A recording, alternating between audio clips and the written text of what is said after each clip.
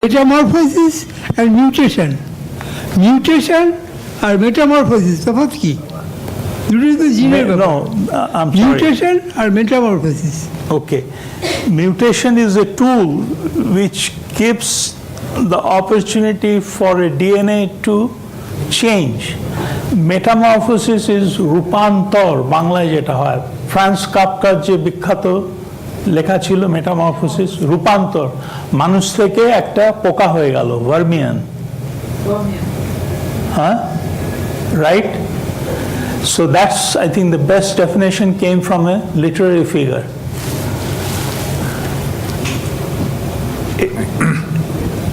রূপান্তর, দুটোই তো রূপান্তর, তফাৎ কি বুঝলাম না এখন আমি। না, ওটা তো টোটাল, একটা মানুষ থেকে যখন একটা ভার্মিয়ান, একটা পোকা হয়, তাহলে টোটাল চেঞ্জ হয়ে গেল। আর মিউটেশনটা তো আমাদের, আপনি আমি যে এই কথা বলছি, একটা আমি ফিগার দিইনি, অনেক লম্বা হয়ে যাবে। There is a spontaneous mutation going on. Actually, 1 per 1000 nucleotide. 1 nucleotide per 1000 nucleotide is supposed to get change, regardless of anything, exposure to UV radiation or X-ray or anything. So that's spontaneous mutation. Mutation itself is a very vast area, but I see a big difference between metamorphosis and mutation. Mutation, it will take perhaps 1000 mutations to make a change so that a human being becomes ant or a monkey or whatever. Okay. I have two questions. One is less technical and another is somewhat technical. First, less technical. Is there are so many institutes of genetic medicine nowadays, institutes. So I believe the personalized medicines are coming very near. Near means within 20-25 years, and this is what is called quantitative science instead of qualitative science like homeopathy. I'm sorry if I am hurting somebody. So whether the question is whether this quantitative science really we are getting instead of qualitative science or empirical science like homeopathy. Okay. That is one question. Okay, so then the next question I'll ask. Okay.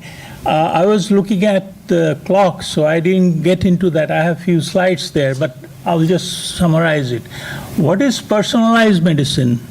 Ram and Sham, they are identical twins, okay?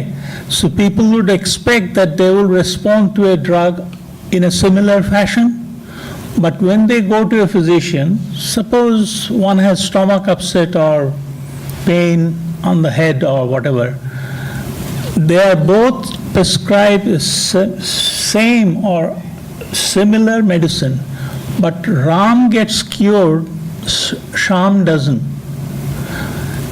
We believe, we means the genomic community feels, and the best person to answer that will be Professor Shomi Brahmachari, who actually is a pioneer in Indian genomics. But anyway, unless our genome is sequenced, we are not going to find out why Ram got cured and Sham didn't. Because some of the slides have pointed out that there may be a single nucleotide polymorphism called SNP or SNP. So in one case, in one individual, the SNP, okay, how does drug work? We take medicine, and then the medicine is metabolized by some enzyme, metabolic enzyme. Medicine doesn't do it, but the metabolic enzyme. So actually, it is a conversion from a pro-drug to real drug. Without that enzyme, medicine is not going to do anything. And what is the enzyme? It's a protein. So the protein may have some SNP that may be coming on its way to become more efficacious. So this quantitative science getting gradually replacing homeopathy? I don't know about homeopathy, so I reserve my comment. But what I am saying is that I returned to my land of birth in 2012. And since for the last 10 years, that is 2002 to 2012, I was very much into the genomics. I used to keep track of what's going on. So in USA, several competition, and that's the good aspect of capitalist economy.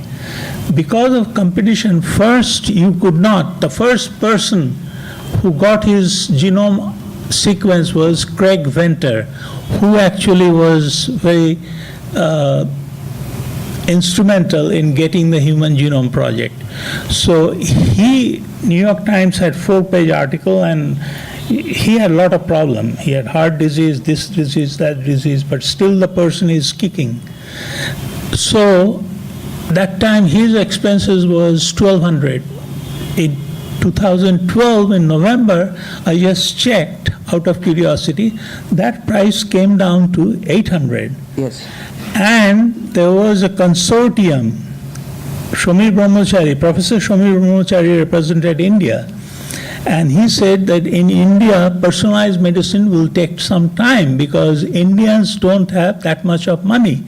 However, it will come down, and now, if I believe my friend who said that the cost has come down to $600. Yes.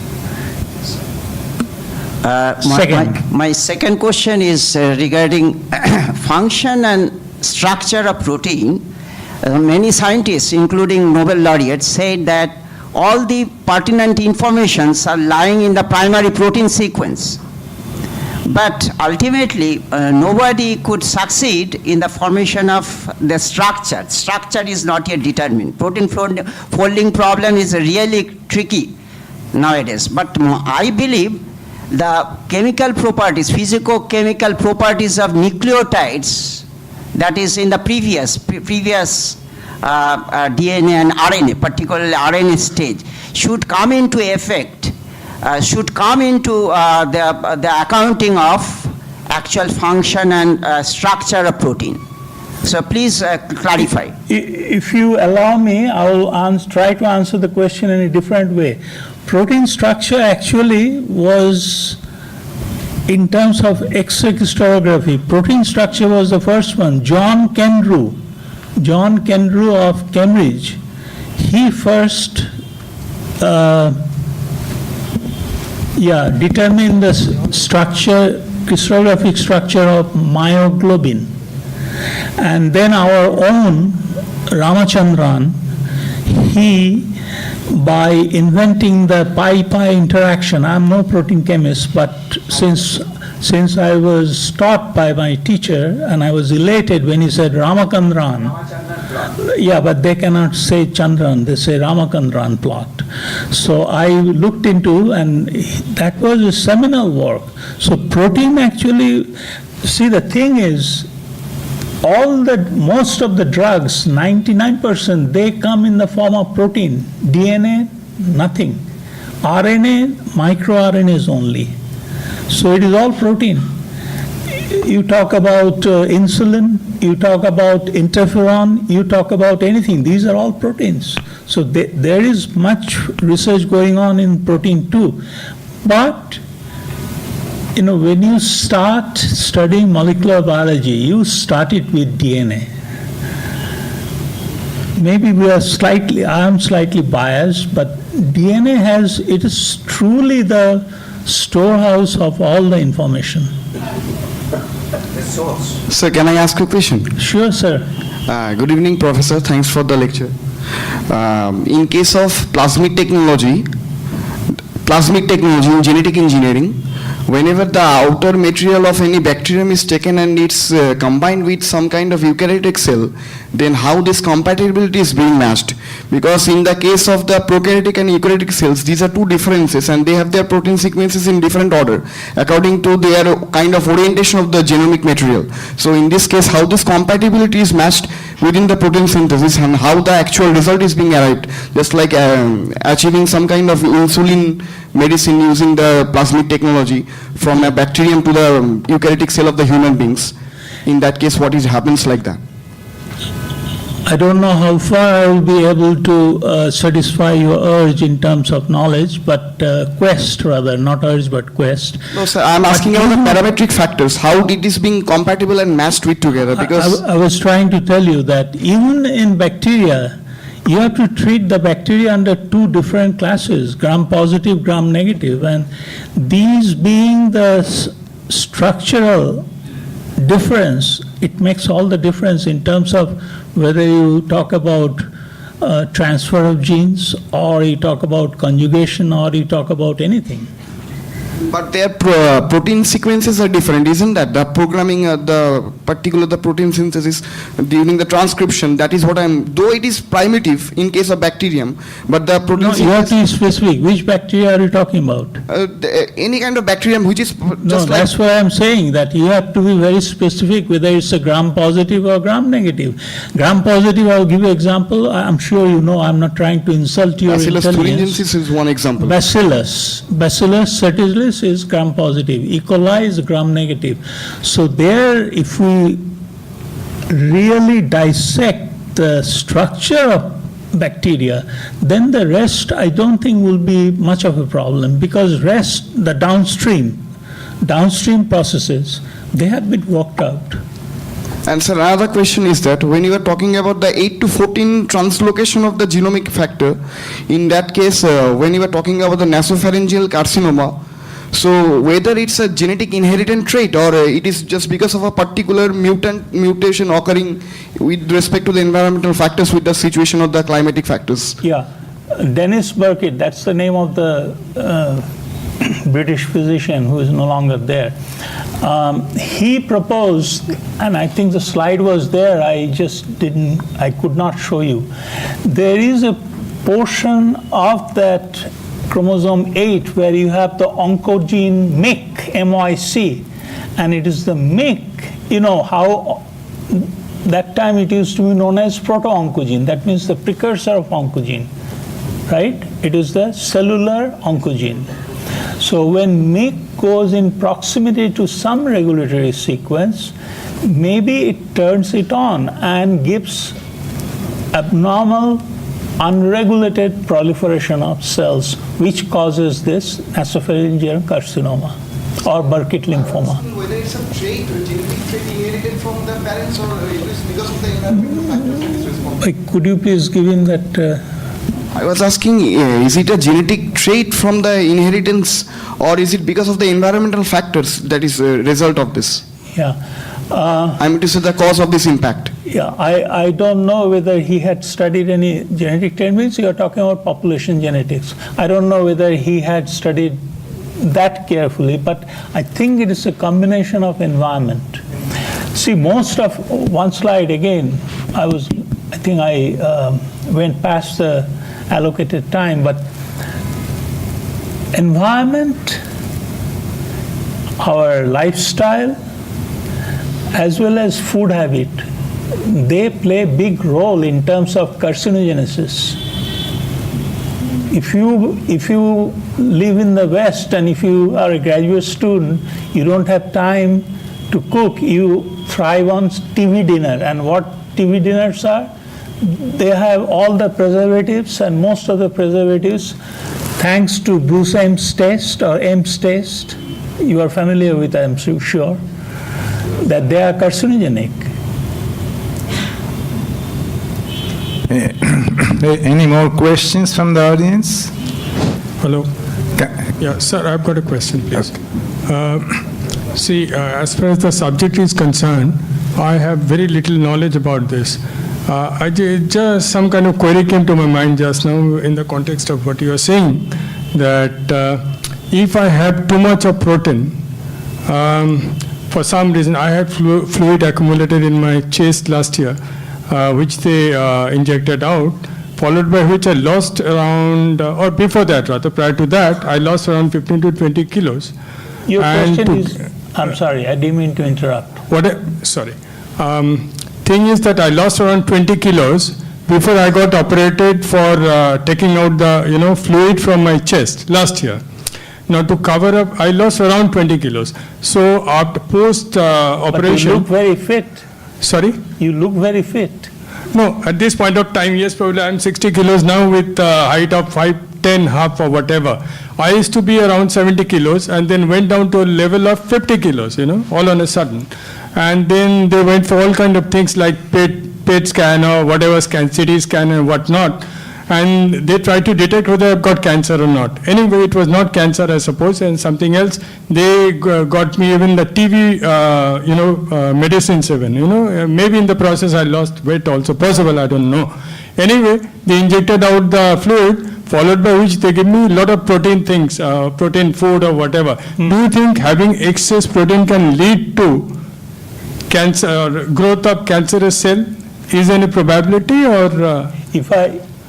If I have made the right guess, then your question is by taking out the fluid, whether you are losing some important proteins and all that. Nature has its own way of monitoring things. Both DNA and protein, they are from time to time, they have to go through the process of degeneration. In protein, they are ubiquitinated and then sent to proteasome. Proteasome is a death well, we used to call. It's an organelle. But that organelle will not take any protein. That protein must have a tag which is ubiquitination. Ubiquitination. And DNA is apoptosis, DNA laddering. So nature has its own way of keeping the organelle healthy and young. So perhaps it sends us means those who are old, that you better think what you are going to do tomorrow. Okay, I think, can I ask you one question myself? Right here. I'm from the dais. Oh. Just a quick question, so this, you can educate us a little bit, particularly me. The recent, one of the very recent news in New York Times says they have found settled a patent claims. So, and that will expedite the development of the drug, genetic drug, very strongly. They are saying that they have found out, this DNA sequence. They have a method now, and which is patented now, that can detect the disordered point, like I find a word actually in a that in computer actually from some word, something searching. So quickly they can find out the disordered point in the gene sequence that they can try a lot of drugs in a very, very short time. And that I think there was a big fight, there are a lot of arguments were going on that who is the original inventor for the broad claims. One side was University of California, Berkeley, another MIT and Harvard. So they just settled it actually. The panel was, the US Patent Office. Yeah, in terms of patent, in my small thinking, it tells me that there is a vicious nexus between the money-mongering patent lawyers, the researcher or who invents something for patent, and the company. So, look, whatever, this was my question to Professor Anandamohan Chakraborty. His name is inscripted in golden letters in the annals of humankind. First person to have obtained a patent from Supreme Court against any biological organism, that was Pseudomonas aeruginosa, which has the ability to degrade the bacteria, petroleum.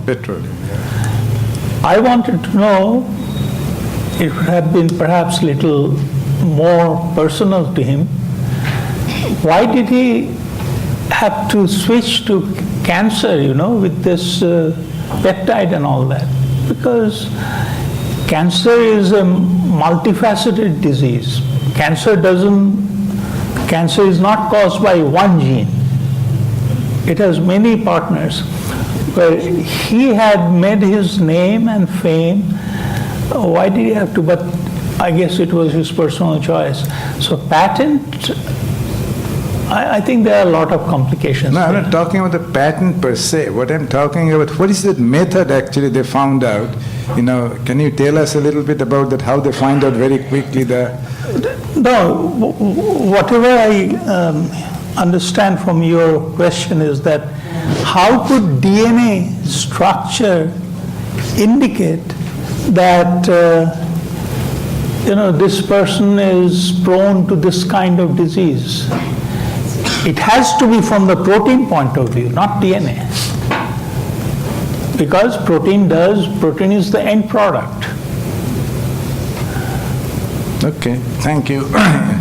So just just 1 minute, very quick, quick question. So through polyploidy, many functionally favored genes can be obtained. Then it is a evolutionary helpful process. Then why it is not possible in human genome? God created human, so ask God. Thank you. Okay, thank you very much for it. I don't have time to summarize, but that's okay.